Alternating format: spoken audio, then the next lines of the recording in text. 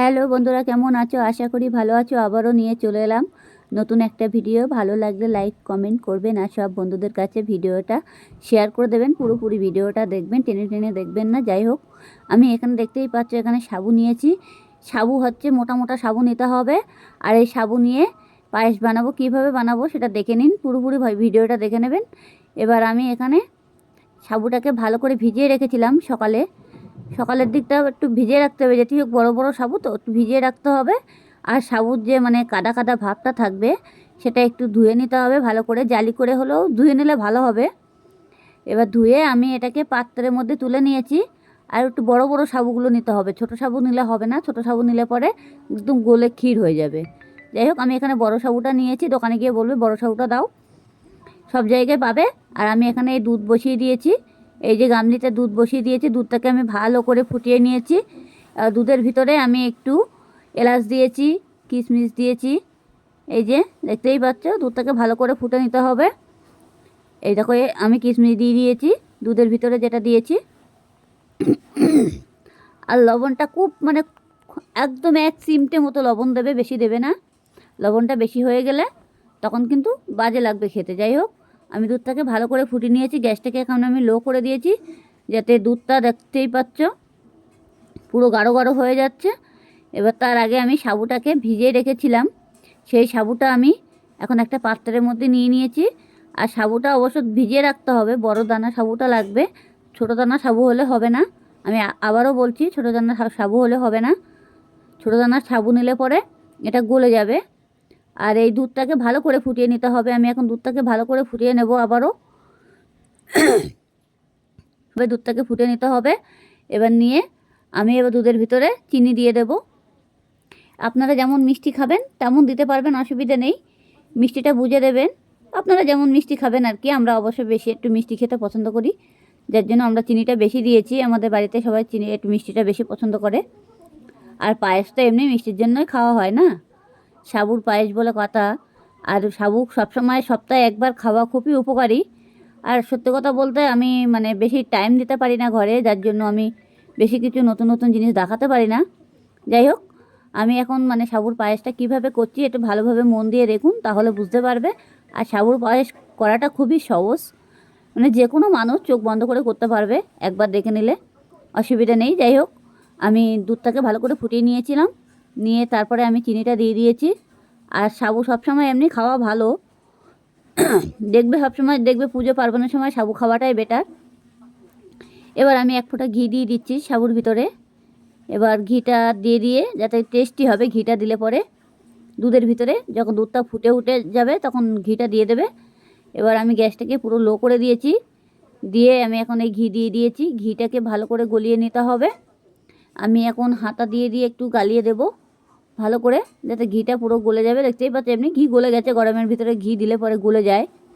ঘিটা অনেকটা গলে গেছে, আমি ফ্রিজে রেখেছিলাম তো ঘিটা, যার জন্য ঘিটা জমে গেছে। এবার আমি ঘিটাকে ভালো করে গালিয়ে নিয়েছি। অলরেডি ঘিটা দেখতেই পাচ্ছ অনেকটা গলে গলে গেছে, আর অল্প একটু দলা দলা ভাব আছে, ওটা অসুবিধা হবে না। এই যে ঘিটা পুরো গলে গেছে, দেখতেই পাচ্ছ। এবার চিনিটা দিয়ে ভালো করে আবারও নাড়াচাড়া দিতে হবে। আমি তো চিনি দিয়েই দিয়েছি। এবার দিয়ে এটাকে দুধটাকে ভালো করে আবারও ফুটিয়ে নিতে হবে। না ফুটা পর্যন্ত আমি সাবুটা দিচ্ছি না। যাই হোক, আর অবশ্য বড় দানা সাবু নিয়ে আসতে হবে, কিন্তু বারবার বলছি বড় দানা সাবু না হলে কিন্তু পায়েস খেতে পারবে না। আর এটা একদম এত সুন্দর তৈরি হবে, পুরো রসমালাই পুরো ফেল, এত সুন্দর খেতে। ঘরে বসে এই রেসিপিটা একবার করে দেখুন, তাহলে বুঝতেই পারবে এত টেস্টি খাবার। যাই হোক, এখন এটাকে আমার ভালো করে ফুটিয়ে নিতে হবে। দুধটা চিনি দিয়েছি বলে তার জন্য দুধটা এখনও ফুটিনি।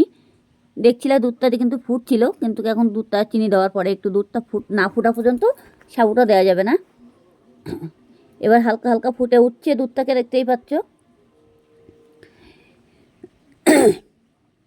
এবার যে আমি সাবুটা রেখে দিয়েছিলাম সেই সাবুটা আমি নিয়ে দেবো, এখন দিচ্ছি না, যেটি হোক কিছুক্ষণ পরে দেবো সাবুটা। আমি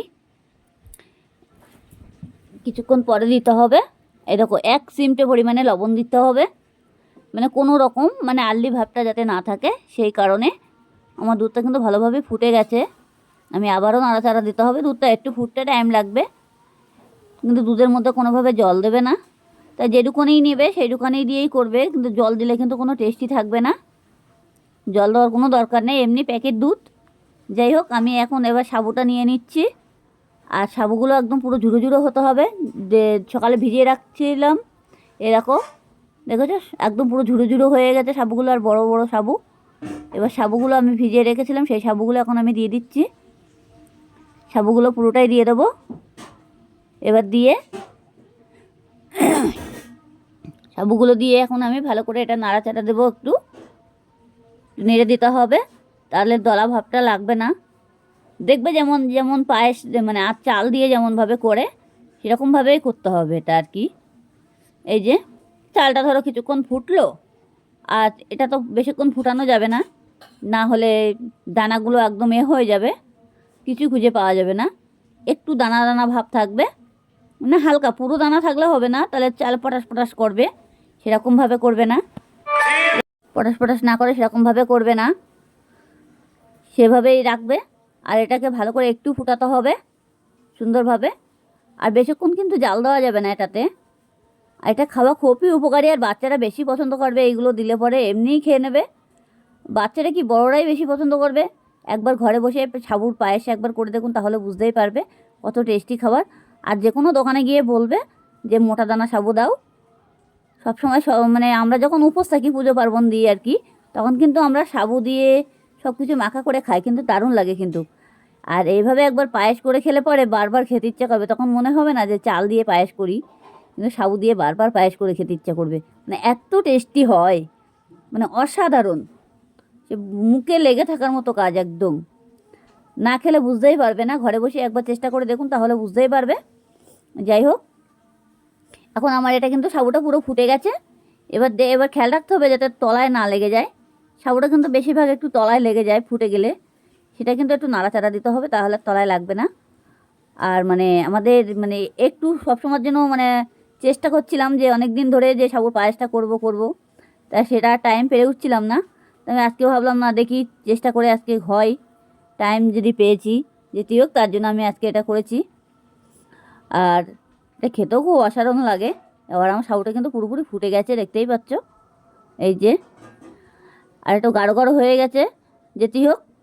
আবার বেশি গাঢ় করা যাবে না, গাঢ় করলে আবার মানে ঠান্ডা হয়ে গেলে তখন কিন্তু আবার হয়ে যাবে, তোমার জমে যাবে, ঠান্ডা হয়ে গেলে পুরোপুরি জমে যাবে, তখন মানে তখন ওই খিচুড়ির মতন অবস্থা হয়ে যাবে। যাই হোক, আর এটা জমালে হবে না, বেশি একটু ঝোল থাকতে নামাতে হবে। একটু হালকা ফুটিয়ে নিলাম, কিন্তু দুধটা ফুটতে একটু টাইম লেগেছে, কিন্তু সাবুটা দেওয়ার পরে বেশিক্ষণ মানে রাখা যাবে না, গরম দুধের মধ্যে দিয়েছি তো, এমনিতেই সাবুটা সকাল থেকে ভিজিয়ে রেখেছিলাম, অসুবিধে নেই। এটাকে আমার অলরেডি দেখতেই পাচ্ছ